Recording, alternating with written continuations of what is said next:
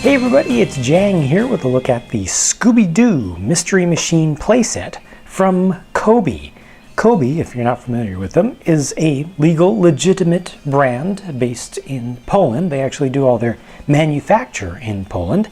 And a few years ago, they had the full license to do Scooby-Doo based brick-style building sets. And this was one of the sets they came up with.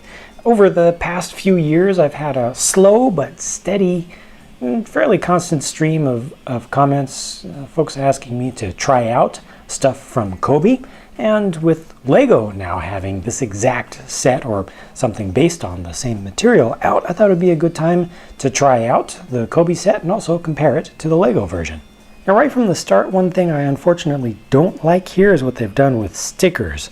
The material that they use for stickers is, I believe, paper-based. It feels paper-based, so it's not going to last as long as a plastic base, or it'll pick up smudges fairly easily. It doesn't have the nicest looking texture, but worse than that, they've got stickers going over multiple parts, so if you want to reuse pieces, you have to tear the stickers up, or at least pull them up. You can see some strange overlaps, and I just wasn't able to get all the overlaps to work properly on this set. It was just awkward. You can also see that the stickers are cut. They're die cut, so when they come out, they actually inscribe a certain shape around the edge. So you have to line them up certain ways. You don't get the ability to just kind of shift things around. Also, these ones on the wheels, these wheels actually have spokes. So the stickers that represent the wheel covers there, hubcaps, are kind of just sitting there, and they'll fall out pretty easily. You see across the front a little bit more easily how the material isn't that great. You can see through it, see some of the color through there, and also again with stickers going over multiple parts.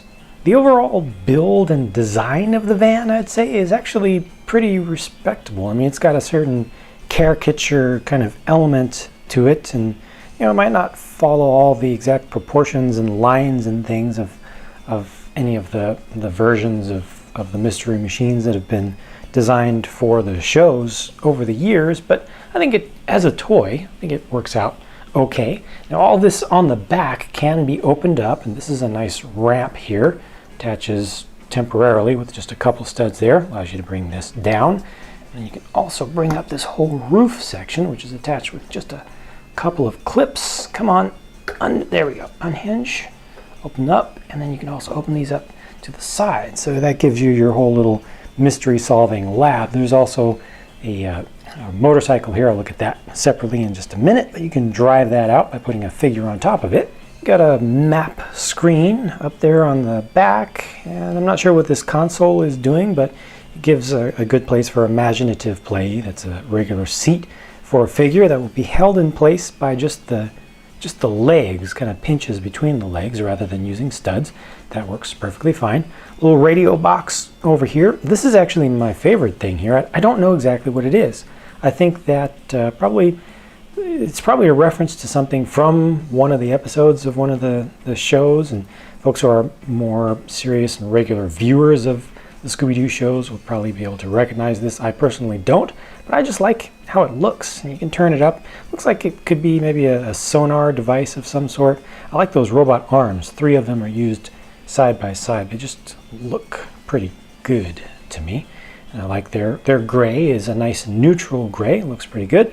Over on this side, kind of a little crime lab sort of section here where you get a few vials that you can use for collecting samples from the field to do a little bit of analysis. And this is like greebling here. This could be representing part of a machine that would be analyzing whatever's inside of there. Or they could just represent other little things, little tools and devices that you could use. Again, for using your imagination. Up front here, to access the driver's compartment and driver and passenger compartment there in the front, you can lift the windscreen pieces. They hinge up, and there are technically 3 seats inside of there with Scooby-Doo in place. You actually can put Scooby-Doo off to the side. That's a good thing that there's enough room for that. 3 seats side by side. Unfortunately, the ones on the sides, you can see how Fred is kind of angling inward. It's because he doesn't quite fit in there just properly on that side. He does get a little steering wheel here, but kind of wants to angle over. That might just be because of the shape of that particular figure might be off a little bit. Actually, yeah, it is. Look at that. He's angling over to the side. So I think there may actually be just barely enough room. Kind of squeezes on the side of the foot there a little bit, but I think the problem with molding is actually with him more than with the seats. The figure itself, I think, looks pretty respectable. You know, every company that does these brick-based sets or anything that's miniature size tends to have their own style, their own way of kind of doing the caricature thing of you know, changing up proportions on a figure or on a person. And you know, COBI has their own way, which is just different. It's their own thing, and I appreciate it. You know, if you looked at, for instance, a Lego figure from an objective perspective, it looks really weird. So I think that looking at this doesn't look any less weird. If anything, yeah, actually, yeah, it might look a little bit less weird, a little bit more human than a Lego figure. The arms go up and down, the hands can turn, the head can be turned side to side, and you get individual movement of the legs forward and back, and they fit on the size or the space of two studs down below. The COBI Scooby figure, I think, was done quite well, and this one has a lot more articulation than I'm used to in an animal figure of this size, because this one has the tail. It can actually be rotated around, so you can have it down or up. You have individual movement for the legs. That's good, and they're in nice poses as well. Yeah, you can bring that all the way back there. You can also use that to make it stand up, and it also has this. It's strange, but might help with some poses. You know, it makes everything kind of get offset strangely, but again, it might be useful. The head is molded pretty well. The prints are okay. You know, it's not top quality, but it's acceptable for something that's inexpensive, and I like the angle that they have on the neck. You know, kind of puts a little bit of twist in there and tilt while it's turning around. Lastly, here's a look at that motorcycle with Fred now on it. You see, they have enough space for him to fit on there. These can be used as studs on the back, so you can attach more things on there.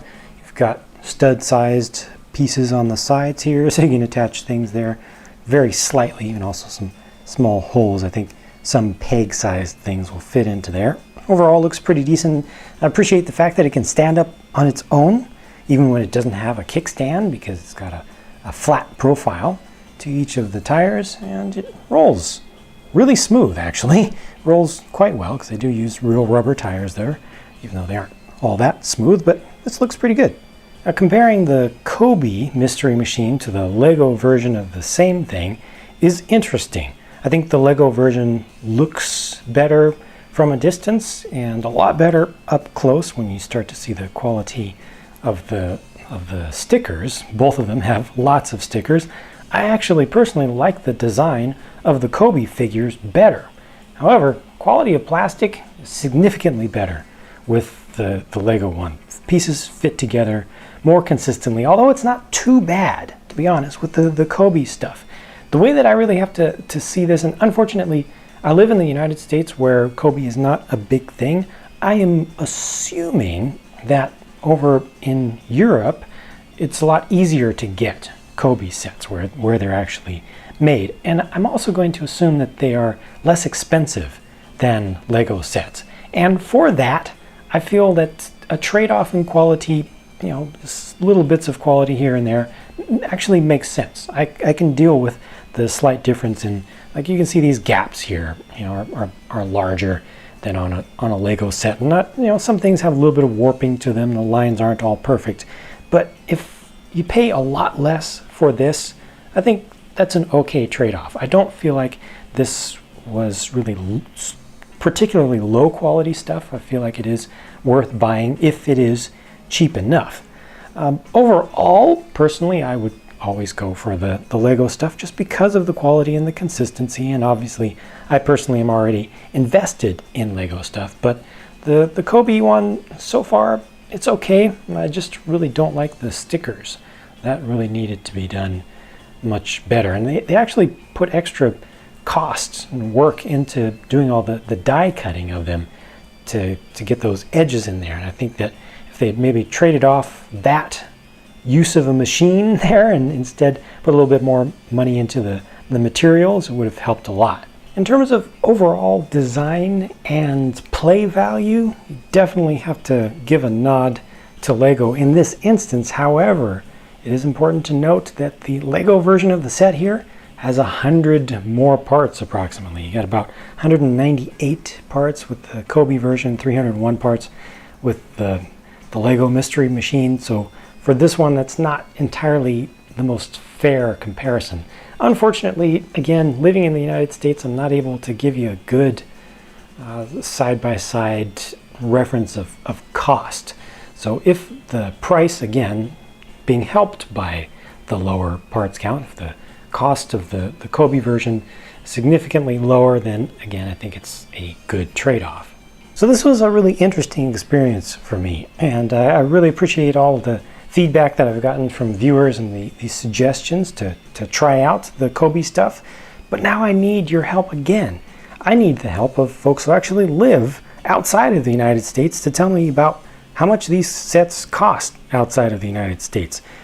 They had to be imported to get them here, and I think they're much lower in volume, so I really don't know what the price is like in the native markets, and I could really use a lot of help. If you could post up a comment with your thoughts about the price in countries where a lot of COBI sets are actually sold, that would be really appreciated, because obviously, you know, the cost is a big factor here, and the value is a big factor in whether you know, a cheaper set is worth it. Obviously today, Lego now has the official license, so you won't be getting the COBI sets made new, I believe, anymore.